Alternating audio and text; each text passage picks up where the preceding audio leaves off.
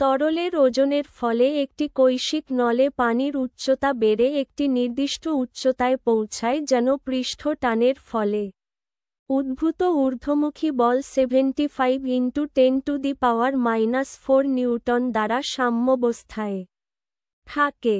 যদি পানির পৃষ্ঠ টান 6 × 10⁻² নিউটন পার মিটার হয়, তবে কৈশিক নলের ভিতরের পৃষ্ঠের পরিধি কত?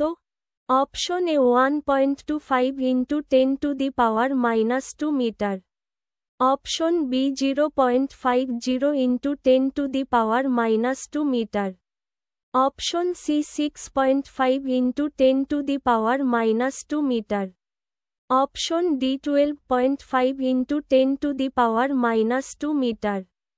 সঠিক উত্তর 12.5 × 10⁻² মিটার।